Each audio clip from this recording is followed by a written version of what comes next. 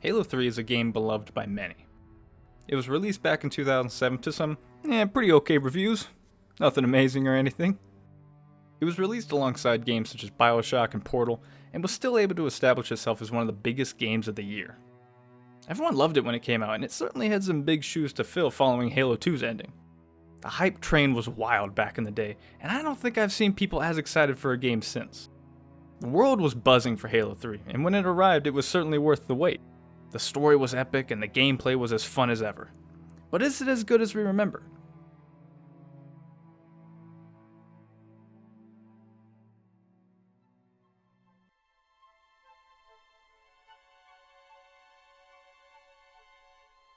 They let me pick.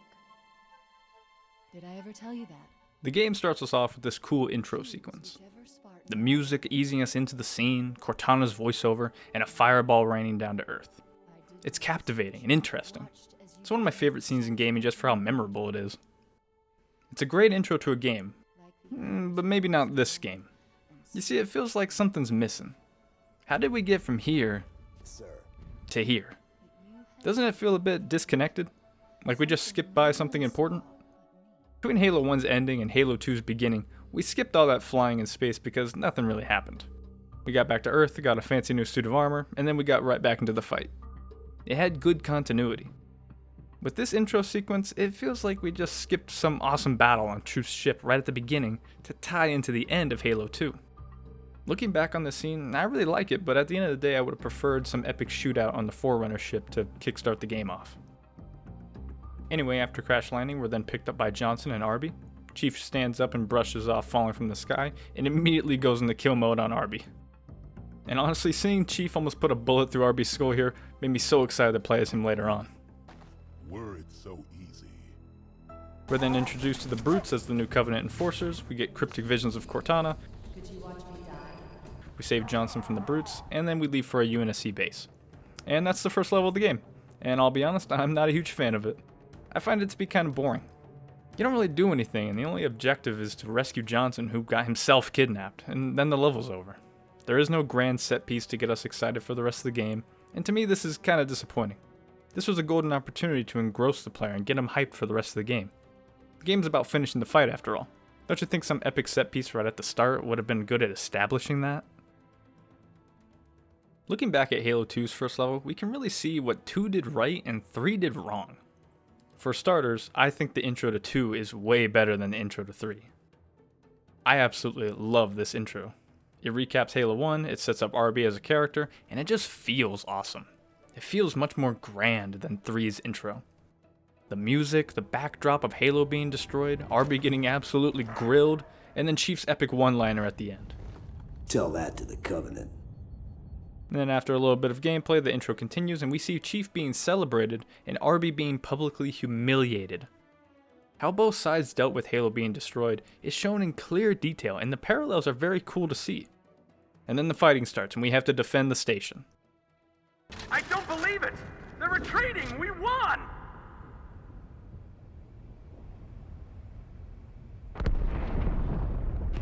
This is bad. Real bad. So it looks like the Covenant plans to blow up the station with us in it, so it's our job to go find a bomb and deactivate it. We fight our way through the station, and when we finally reach it, Chief gets an idea. Sir, permission to leave the station. For what purpose, Master Chief? To give the Covenant back their bomb. Permission granted. Just one question. What if you miss? I won't.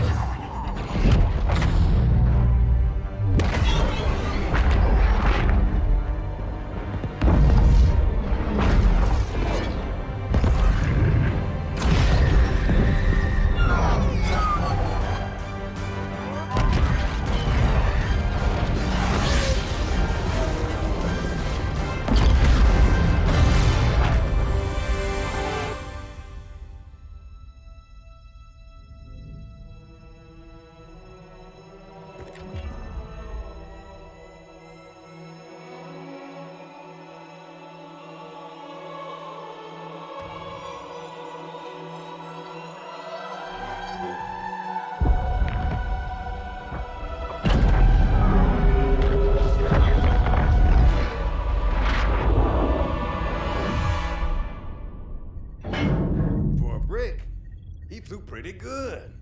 Chief, get inside. The balls on this man. The absolute absurdity of his feat. And then the funny dialogue at the end. For a brick, he flew pretty good. This is without a doubt one of my favorite scenes ever. And it's all in the first level. It's a scene that I don't think anyone expected to happen, and one that still excites me right before it plays.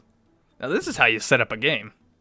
The difference between 2 and 3's first level is now on full display. 2 is epic and bizarre, with things happening all the time and the impossible becoming possible. But 3 is slow and less exciting. Nothing really happens. You don't do anything other than save Johnson and walk around with Arby for the entire level. The witty writing is still there, but it's kind of toned down too. And they must love the smell of green. You look nice. Thank you. Overall, I think that Halo 3's intro level leaves a lot to be desired. It's not that I dislike slower or less epic levels. Not every level needs to be like Halo 2's to be good in my mind. But with the premise of the story being that we're gonna finish the fight, a whole lot of nothing happened.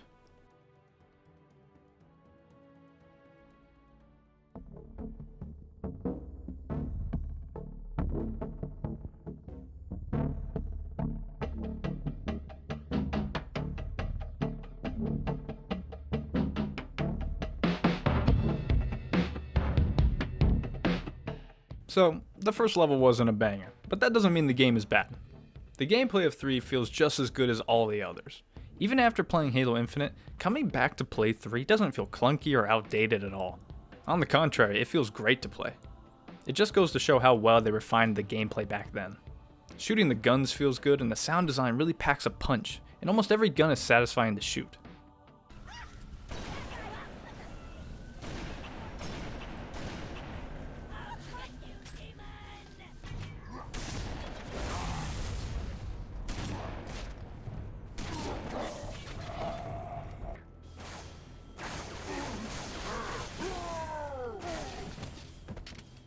Getting the sound design right is one of the most important things in games to make the player feel the kick and impact of what they're shooting.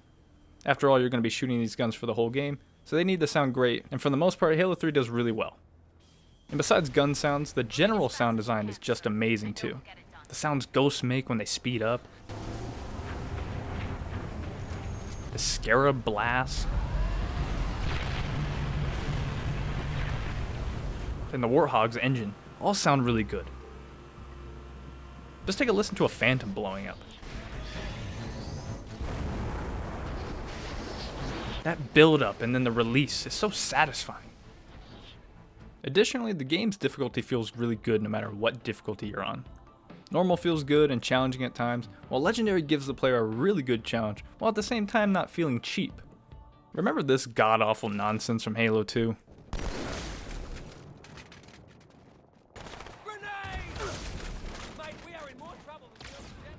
This is just straight up bad design. Due to a lack of time and polish, Halo 2 on Legendary is just a shit show. It's to the point where it's just straight up broken. Luckily, Halo 3 on Legendary is extremely bearable, and actually gives the player a good challenge without them feeling cheated. If you died, it's probably your own fault. You didn't plan well enough, or you weren't careful enough. You didn't just die because you went around the corner and got your ass sniped instantly. For the most part. But what about the guns? Halo 3 comes back in with a whole new assortment of weapons and equipment, as well as keeping the old ones around. Every Halo game is unique in the way that it handles weapons. CE has the Precision Magnum and Assault Rifle. 2 has the Battle Rifle and the SMG.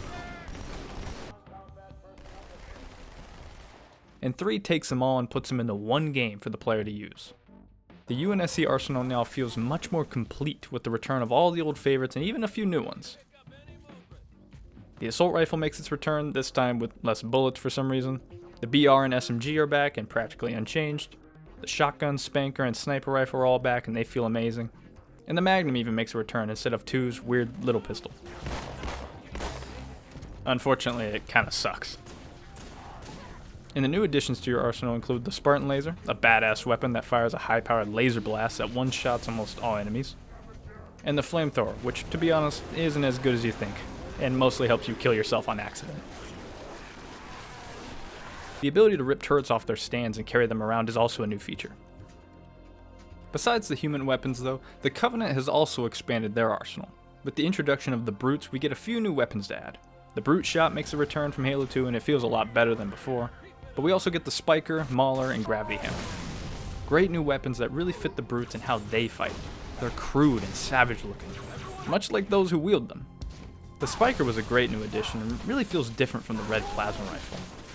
The Mauler seems to be the Brute version of the shotgun, and it feels really good, but we don't see it enough in the campaign to really enjoy it. And lastly is the Gravity Hammer, the same hammer that Tartarus uses in Halo 2. Wielded by the Brute Chieftains, it's incredibly intimidating and powerful. But gameplay-wise, it often feels like a worse version of the Energy Sword. In Infinite, the Gravity Hammer really feels like a standalone weapon separate from the sword. But in 3, its lack of range and area of effect damage keeps it in the Energy Sword's shadow, unfortunately. But besides all these new weapons, most of the ones you love from the previous game make a return. The game also expands upon the gameplay by adding different pieces of equipment for the player and the enemies to use. Equipment like the Bubble Shield, Invis, and Regenerator all make the game feel fresh and adds a bit of spice to normal gameplay. They don't give you a huge tactical advantage against the Covenant that'll completely ensure your victory. They just offer a situational advantage when you're in a tough spot or you want to get the drop on them. Some equipment though, like the Radar Jammer, really has no purpose in the campaign and only serves to aid the enemy against you, but that brings up a good point. As I mentioned, the Covenant can use equipment as well. Brutes will slap a Bubble Shield down, and Brute Chieftains will pop invincibility and charge you with their hammers. Equipment really makes for a good time and adds a bit of spice to the game, a spice that would then be expanded upon in Reach and Infinite with the armor abilities. Okay, there is no way that Additionally, the vehicles also feel great, and even some new ones are added. Going along with how the Brutes are the new enforcers of the Covenant, they got themselves their own vehicles in the form of the Chopper and this other thing. The Chopper feels great to drive and doesn't really feel like a Ghost clone. Its front teeth can even splatter vehicles like the Warthog, and its general appearance and controls distinguish it as a good standalone vehicle. The other vehicles added are the Hornet, a flying vehicle finally giving the UNSC a counter to the Banshee, and the Mongoose, perhaps the greatest vehicle added to Halo. There's even a part where you get to drive around a legion of mongooses with rocket soldiers riding on the back. It's one of my favorite parts of the game. And it's those little details that make Halo's gameplay so fun. Like after a Marine gets a kill, he may unload an entire mag into a corpse and then talk shit to it. Or all the little lines they say in and out of combat. Holy crap! They sent us a spark! Die! Die! Die! It's these little details that made playing Halo 3 so fun. It shows that it's not taking itself too seriously. We're just playing a game after all. Now let me take a moment to talk about one of my biggest complaints with Halo 3's gameplay. That being that the game has almost no bosses. I love boss fights in games. They're so fun, and I feel like they're one of the most essential things in making some games. There's something or someone to overcome and surpass. And when you're playing a game, most of the enemies you fight are all the same, but bosses give you a chance to fight someone or something entirely unique. Halo 3 almost lacks this completely. There are no unique brutes to fight or elite units coming after the Chief. Boss fights would have given us the opportunity to learn more about the world and who lives in it. There can be no greater heresy. Let him be an example for all who would break our covenant. Who's the Covenant's ultimate badass, and how would they fare against Chief? After all, we're Finishing this fight. You'd think the Covenant would send their best to kill Chief. But nah, the whole game we only fight the same enemies. A few exceptions I can think of are the Brute Chieftains, the Hunters, and the Scarabs. The Chieftains are strong and intimidating and kind of feel like bosses to an extent, but they lack personality. They're not full, fleshed out bosses. You don't see their health bar go up like in Mega Man. They're just harder brutes at the end of the day. You may be able to argue that they're mini bosses, but that's about as far as they go. Hunters and Scarabs are probably the only enemies that could be interpreted as bosses, especially Scarabs. Their presentation is really badass, and they're really difficult to fight if you don't know what you're doing. And I really only bring bosses up because Halo 2 and Infinite had bosses, and I really liked them. They had personality and spunk. Arbiter, I would rather die by your hand than let the prophets lead me to slaughter. Offered a good break from normal gameplay, offered a challenge, and they made you feel like a badass when you beat them. Halo Infinite has this boss close to the beginning of the game. Welcome to my tower, Master Chief. It is where you will be broken. It is where you will give up your secrets.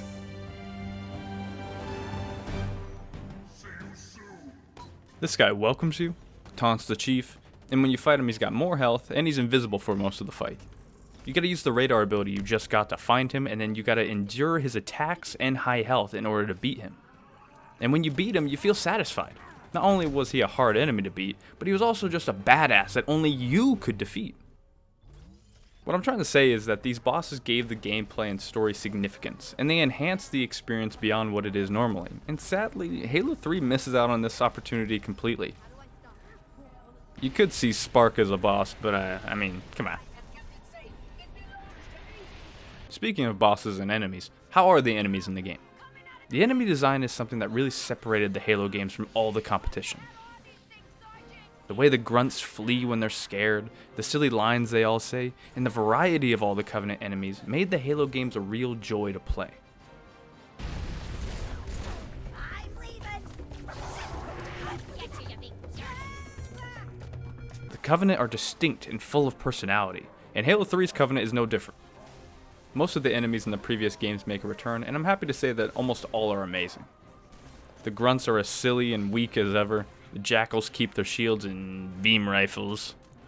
Drones are back, and like in Halo 2, they annoy the shit out of you. And the hunters remain basically unchanged as well. The biggest change to the Covenant has to be what we saw at the end of Halo 2 when the Brutes took over. The Brutes bring the same type of gameplay role that the Elites did in CE and 2, that being the main squad leaders. But I have to say I really don't like them as much as the Elites or even the Brutes in Halo 2. They don't feel as nimble and quick as the ones in 2, and they don't have any recharging armor, so they generally just feel a lot weaker than Elites. The Berserking mode that Halo 2 Brutes are known for is still in the game, but it's been watered down so much that they often pose no threat to you. And honestly, it feels like a lot of the time they're doing you a favor by coming up to you just so you can beat them to death. Makes killing them a lot faster. And like I said, the Brutes just feel weak compared to Elites. What's more, the Brute ranks are so hard to distinguish compared to the Elites. Elites had multiple easy to distinguish ranks. The Blues were the weakest, Red was slightly stronger, and White were the strongest.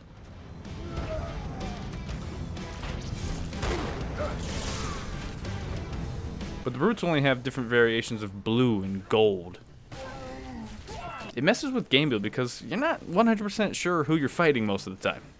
To this day, I still don't even know which one of the non-chieftains is the strongest. Is it this one? Is it this one? I still don't know. They feel the same. The only ones that are easy to distinguish are the chieftains and the jetpack Brutes. The chieftain Brutes are definitely my favorite enemy type in the game. Much of the time they come equipped with gravity hammers or fuel rod cannons, and they offer such a good change to the gameplay because of how tough they are. There's even this cool set piece later on in the game where a chieftain challenges you to single combat with his pack watching on the sidelines. It's a sweet moment that shows how different the Brutes are from the Elites. In Halo 2, they felt different from Elites. They were crazy monkey men, and they would beat your ass in a second if you let them. They were cool. Anywho, the Scarabs are another enemy type that I really like in this game. In 2, the Scarab was nothing more than a set piece that carried around a bunch of enemies for you to fight, and when you killed them, you got a cutscene of the thing blowing up. It was really cool, but in 3, the Scarab is basically the same thing, but now you play an active part in blowing them up, and it feels awesome. You get to defeat it and then watch it blow up in regular gameplay. It's really cool. And that brings me to the Flood, and honestly, they're pretty cool in this entry. The designs are great, they look disgusting, and they offer a great break in normal gameplay like they did before. Most of the forms are back, and they even have some cool new ones like this one that can evolve to fit different situations, like longer range or close up. My only complaint about them is that the combat forms feel a lot weaker than they did in CE and 2, and generally they don't pose much of a threat individually. They can even be killed with 1 or 2 melee attacks now. But a lot of the time it feels like there are many more of them, so there's a strength in numbers kind of thing going on. Alright, let me take some time to talk about the level design. For the most part, the level design is great. Levels have good difficulty, the grand set pieces are epic and really drive the story forward. They look great, and for its age, Halo 3 doesn't look terrible. Most of the time. The levels also have a good amount of variety too. There's levels in the jungle, desert, snow, and many other areas. The variety here is great, and certainly something Halo Infinite could have taken some notes on. The levels also don't just feel like basic arenas to kill enemies. They feel dynamic and often surprise the player. In this level, Elites crash down in pods to help Chief fight the Flood. On the Ark, the frigate comes down and the world shakes and vehicles are pushed away by it. And there are multiple times where scarabs just show up out of nowhere. It's exciting and keeps the player on their toes because anything could happen at any time. Furthermore, the levels themselves shift and evolve as the game progresses. A good example of this is during this mission. You start off the level in this command center, and when you have to come back later, there are soldiers wounded on the ground, and Johnson and the crew are setting up this big-ass bomb to blow the place up. And once you return for a second time, the command center has been taken over by brutes, and you gotta kill them and rearm the bomb. This kind of level design is pretty efficient, while also being pretty cool. It takes earlier parts of the level and repurposes them. An area that was nothing but a place to hear people spout exposition is now a battleground. Another great example of this is when the Flood land on Earth. You play through the entire previous level, and once the floods show up, you have to play through much of it again, but backwards, and with significantly different enemies to face. I'm sure some people may view it as lazy, and I'm sure it can be viewed like that. But when you have limited resources and dev time, revamping areas to fit multiple purposes is pretty cool to me. And combined with the change in atmosphere, a level like this feels completely different. Speaking of atmosphere, the levels in 3 give off such different feelings and hit so many different beats for me. The game most of the time is epic, and the music and set pieces make you feel that.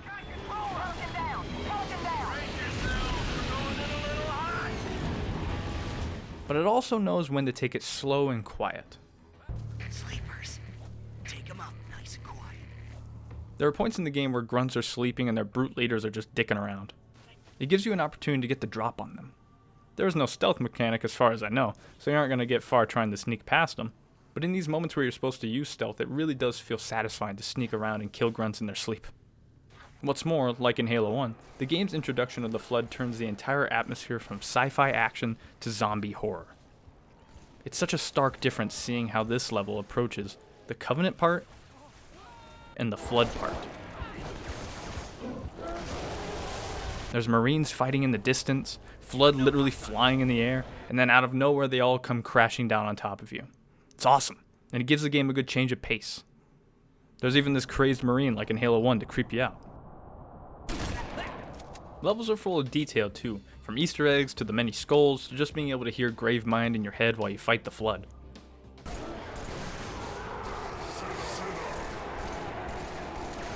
I think finding this little caveman family is probably one of the first Easter eggs I've ever found. It's such a small and pointless thing, but it sticks in my mind even to this day. And taking the time to find the skulls is reward in and of itself, but it also is reward in the fact that each skull unlocks bonuses to replay the levels with. This gives the levels so much replayability, since every new run can be different. And if you're really up for it, you can play with every skull on and absolutely get your shit wrecked. Levels also have these terminals hidden throughout them that give a little bit of extra lore. I never read them, but it's cool that they're there anyways. Now I think my biggest complaint about Halo 3's level design is that there are no Arbiter levels in the game. Kill me or release me, Parasite. But do not waste my time with talk. Sadly, Arbiter has been reduced to nothing more than a glorified sidekick, if you can even call him that. It's so disappointing that he doesn't have any levels in the game, and it robs the game of so much potential that was established in Halo 2. Halo 2's Arbiter levels were a great opportunity to not only give you something else to do, but also to show a different side to the Covenant that we didn't get to see in Halo 1. They're not just mindless aliens anymore.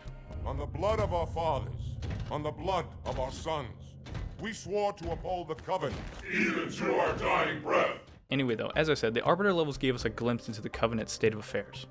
These missions shed a light on how the Covenant operates and the civil war brewing in the shadows. And besides all that, these missions gave us a new protagonist who was on par with the Chief. Well, at least it felt that way. The cable. I'm going to cut it.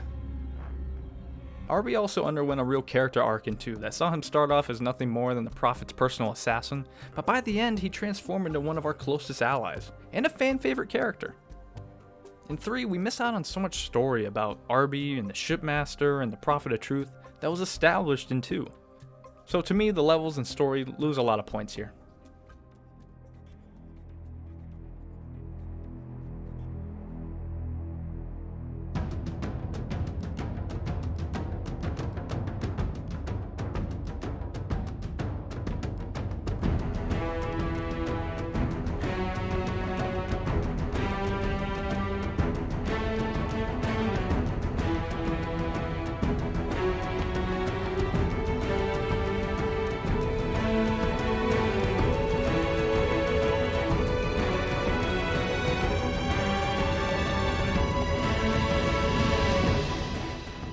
Does 3 give us a satisfying conclusion to the story? Well, it depends. The story itself is very different from 2. Halo 2 was fast-paced and epic all the way through, and the events of the story and dialogue reflected that. It was a real action thriller from start to finish.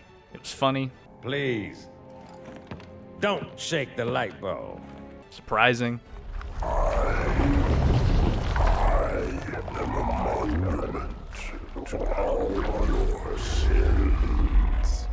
and exciting. But Halo 3 takes a different approach. It's softer in its presentation, and more focused on emotion rather than grand set pieces. Chief ain't spitting out one-liners like he did in Halo 2. Yes, sir. I need a weapon. Right this way. But instead we get to see a side of him that we hadn't seen before. You know me. When I make a promise. You keep it. That's the real highlight of Halo 3. The story really focuses a lot on the emotional connection between Chief and Cortana. Cortana is the first voice we hear and one of the main focuses of the first cutscene. And echoes of her chime in every once in a while all throughout the story. And finally reaching her after hearing Gravemind torture her is extremely satisfying, but really sad at the same time. We don't know what Gravemind did to her, or if she is even still herself. As Lord Hood mentioned, we don't even know if we can trust her anymore. You trust Cortana that much? Sir. Yes, sir. But the scene has a positive side to it as well. It's like 2 friends meeting up after so long. Got an escape plan? Thought I'd try shooting my way out. Mix things up a little.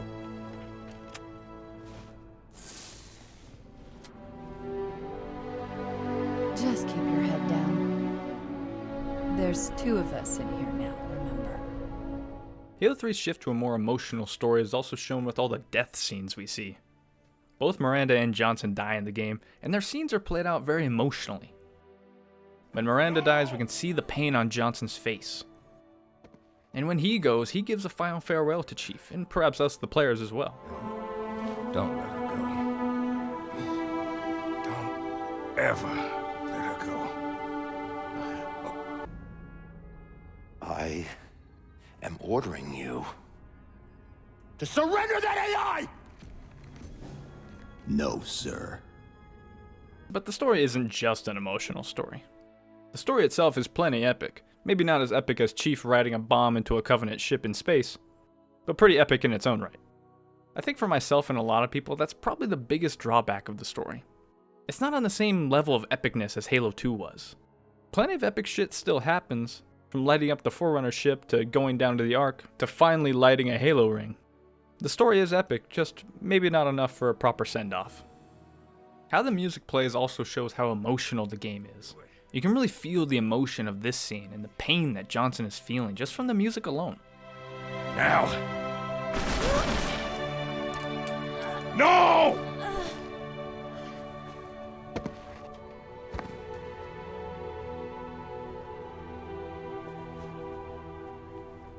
And the music's softer tones are not just for emotional impact, they also give the game a cool and unique feel.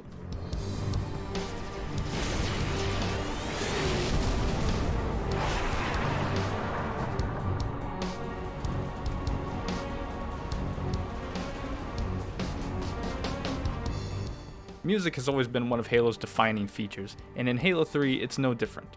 There's no debate that the soundtrack is certainly a masterpiece, I'll tell you that much. Alright, so the music is awesome, and the story is a lot different than we expected, but how are the characters in the games? Characters are the backbone of any good story, so how does Halo 3 fare? Well, for starters, a character like Miranda used to be a badass, but now she just makes stupid decisions and spits cringeworthy dialogue. To war. This cutscene in particular is one where her performance is less than stellar. She comes in strong, crashing her Pelican right through the window, and then shoots this guy, but then she just kinda stops shooting and aims both her guns with one hand, one of them being a pump-action shotgun, mind you, and then she just stares at her gun and refuses to shoot Johnson, and then she dies. Like, what were the brutes doing this entire time? Just hanging out? She wasn't even paying attention at one point, and a brute was literally arm's length away. You know, I look at this scene from Halo 2, and then this one, and I just don't know what went wrong. In this scene, the second Miranda looked away, Arby comes up and beats her ass. It feels a little bit more real.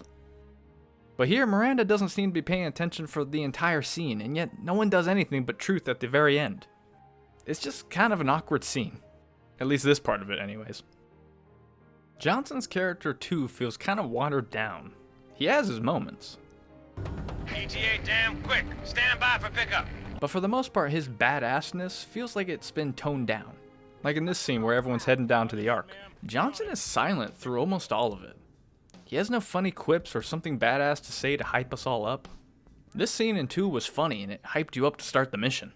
Dear humanity, we regret being alien bastards. We regret coming to Earth. And we most definitely regret the Corps just blew up our raggedy-ass fleet. Hoorah! And this scene was funny too and established Johnson as a comedic relief character.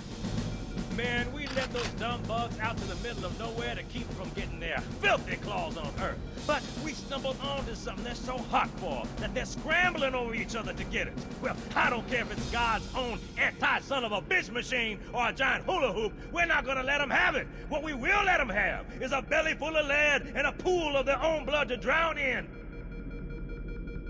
Am I right, Marines? Sir, yes, sir! Damn right I am. But in 3, he doesn't really have a moment like this, and it feels off. Like I was saying with this scene, I expected some funny and vulgar speech to hype everyone up, but he's just silent for it all. Not that that's entirely a bad thing. The scene is made really well by the lack of dialogue and the cool music. But I just wonder if it would have been better if Johnson had gave us some epic and funny speech. The Prophet of Truth has also had a major character shift from a conniving politician to a literal crazy man. The great journey waits for no one, brother. Not even you. And not even your demon will live to creep, blackened from its hole to mar the reflection of our passage, the culmination of our journey. For your destruction is the will of the gods. And I am their instrument. Like, hasn't it only been a few days since Halo 2 ended? Why is he suddenly a crazy zealot? Cortana is absent for most of the game besides these few moments, and we only get to meet her during the second to last mission. It's unfortunate that we don't get to see her for most of the game, but the moments in which she and the Chief are on screen are really good. You can really see and feel how much they care for each other, so seeing her so rarely just makes the time we do see her pretty special. Yes, we do miss out on her funny quips. You always bring me to such nice places. But we get a more emotional story as a result. And given how Halo 3 was developed for the 360, they were able to give the characters more expressive faces and emotions that the Xbox just couldn't pull off. Back to this scene, Miranda's emotions visibly change throughout the scene, and you can see real regret and sadness on her face. And when Johnson yells at her, she snaps back at attention. And after she dies, Johnson is visibly torn up, and Truth's words are just digging into him. You were weak, and gods must be strong. He goes from immense sadness to anger and back to sadness in seconds. It's awesome. It shows a clear attention to detail. But something feels off with the writing and dialogue in this entry. Don't get me wrong, I still love all the characters in the game, they're just missing those qualities that made them so likable in 2. You're free to go, son. Just remember, take things slow. Don't worry, I'll hold his hand. The story writing is also just not as on point as it was. Arbiter's story in particular was something that really drove the story forward and made me feel invested in its outcome. I wanted him to see the error of his ways, and when he and Johnson finally teamed up, it was pretty satisfying. It felt like a real conclusion to an arc. Or take a look at this scene where we finally meet the Gravemind. It's tense, and Gravemind is so interesting to listen to. Those who built this place knew what they wrought. Do not mistake their intent, or all will perish as they did before. And he doesn't even show up in 3. He just shouts at us from somewhere. I don't really know how he does it, but he does. Is Halo 3 as good as we remember? Hell yes it is. It is by far one of the best games I've ever played, and one beloved by so many people. The fun gameplay, the good levels, and the awesome music make it an absolute marvel to experience. I may not have enjoyed the story that much, and the game definitely seemed to have fumbled in that regard, but that doesn't take away from the fact that Halo 3 is one of the best video games ever made. It's one of my favorites and truly a classic that everyone should experience. And if you haven't played it yet, well, go and play it somehow and experience it for yourself.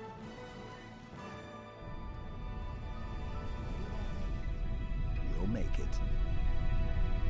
It's been an honor serving with you, John.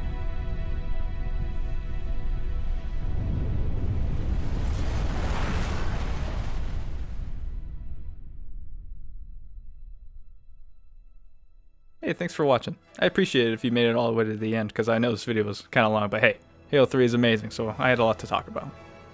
If you have any thoughts of your own or anything you could add, please feel free to let me know in the comments below, and I'll see you in the next one.